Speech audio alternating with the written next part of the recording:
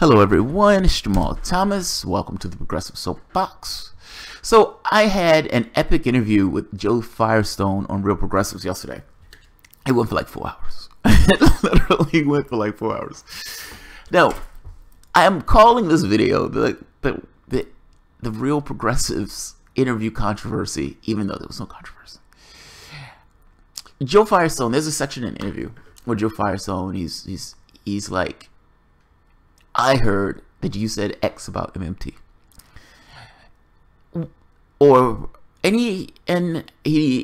It's his audience.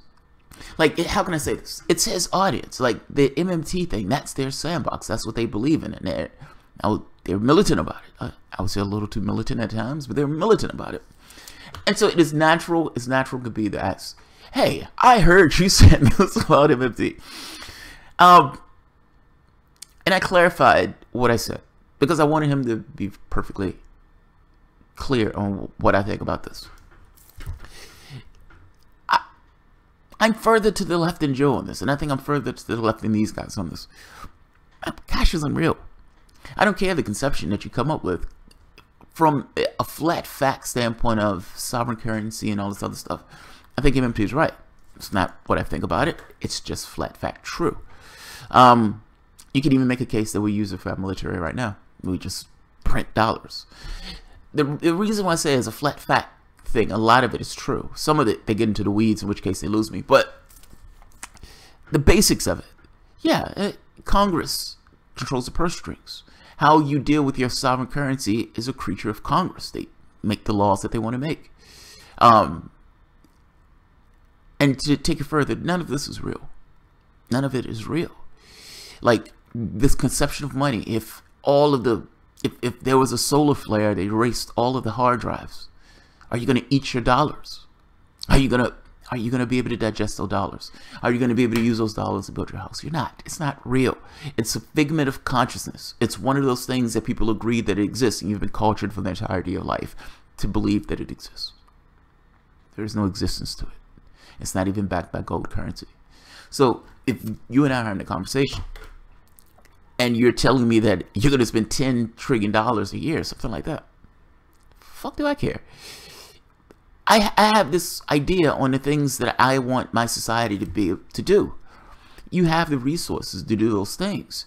You're trying to come up with some kind of trick in order to get people to do what people need to do anyway, or get those resources distributed in a way that in some way has some connection to nature, if that makes sense.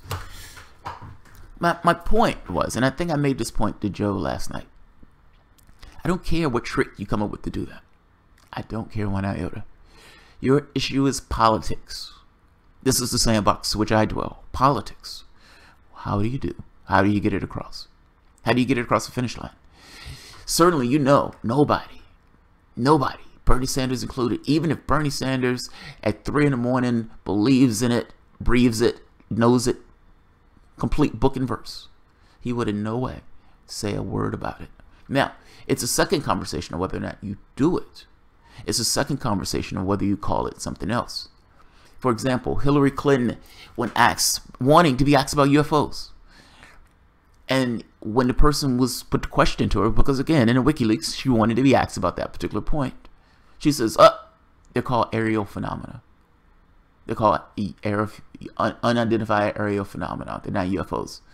You know the difference between UFOs and unidentified aerial phenomena? Nothing. It's a figment of people's imagination. It's the wording. It's what people believe. This is an issue of politics. How do you get people to believe and buy into a particular point? You make your argument. You win the case.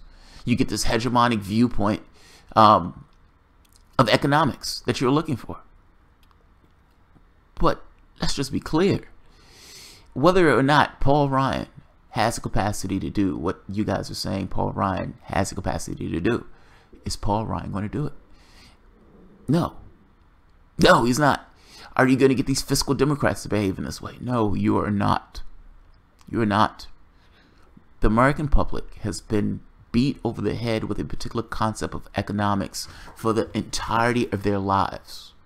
The entirety of their lives. They have a very specific view of reality. There is a hegemonic view of economics that has been beat in and perpetrated all across the world. When Richard Nixon, for the most part, got rid of this idea between gold and our currency, well, it already had no value. It definitely had any value at that point. It was fiat currency. It was untethered. It was untethered. Now, your view of this, your argument of this, is just your argument of this. And I agree with the basics. So yeah, but I got to be honest, at a certain point, it gets so far into the weeds. And because it gets so far into the weeds, people are going to lose thread, which is kind of my point again with this. However you guys make this case, you may be right on the details. You may be right getting down to the minutia of it. How you communicate it is a different thing. And I have to be honest, I consider myself to be of pretty decent intelligence. But at a certain point, when it gets into the minutia of it, the minutia, you lose it. You lose the thread. You lose the thread. And the American public, if you're being honest with yourselves, in no way digest this information in a way that they would fully understand a change in economics, or that they wouldn't necessarily be susceptible to arguments of fear-mongering about that stuff, particularly when they're not going to understand what the fuck is, being explained. It's going to sound like voodoo economics to them, because again, they've been given this thing. It's like you're running against reality. That being said, does that mean that it is impossible to change the hegemonic view of economics? No, it's not. Particularly if you get somebody in that office and that person is doing certain principles associated with the things that you do, and you guys are winning. Meaning what you tell the public is what is taking place with regards to economics. Yes. Will the public give you a chance to get that across? Maybe, maybe not. This gets into this idea of spectacle. No, you would not say what you're doing, but yes, you would be succeeding in what you're doing. At a certain point, and what I mean by you're not saying it, you never use the term MMT because nobody knows what that means in the general public. You will put people, economic advisors, that will have a lean in your direction. That you will do. That you will do. And if wins beget wins and wins beget wins, would you get to the point where, yes, you move the ball in your direction? Yes. Yes. My issue, I think, that Joseph and I think, bump heads on in this, and I don't even know if we bump heads on this point, is one of politics. It's one of politics. I don't care in the way that human beings come up with a way to organize themselves. Meaning, I'm not ideologically bent on this thing of it must be this way, which is why I don't consider myself a socialist or a communist or anything else. I don't consider myself anything at this point. I have a specific humanistic point of view in mind on how the world should be arranged. And it's not arbitrary. It's built in this thing of what's a sustainable world. What gets you to the world that you need to be able to persist yourselves. If the arrangement of your particular world leads you to ruin, then you fucked up in that arrangement. I say that to say that as a human beings, we have to justify our ideology against somebody else's ideology. And you can never really bring God into that mix.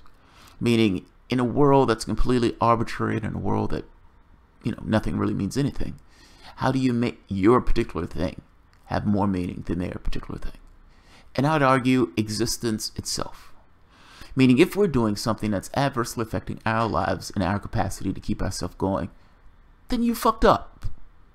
You fucked up. The universe will not weep for you in one iota.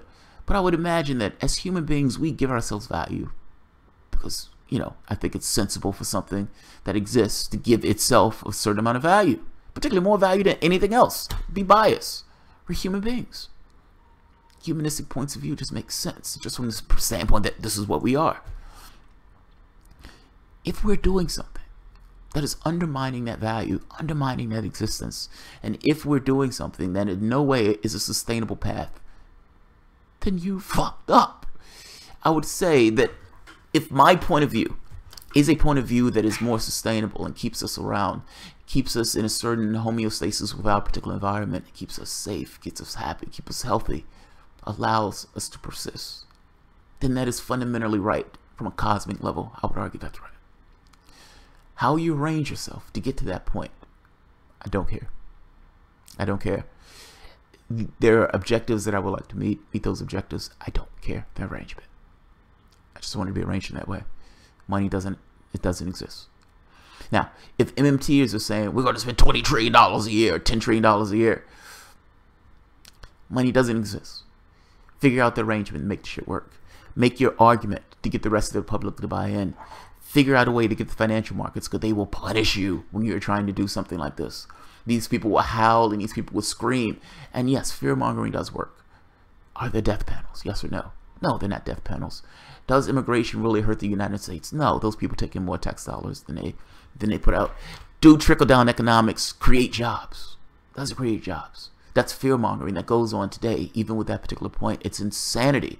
Yes, give plutocrats more money. I need more jobs. I need a job. You scare people. Those people will believe some of anything. Doesn't matter if it makes sense or not. You scare people, those people will believe some of anything. Your issue is one of politics.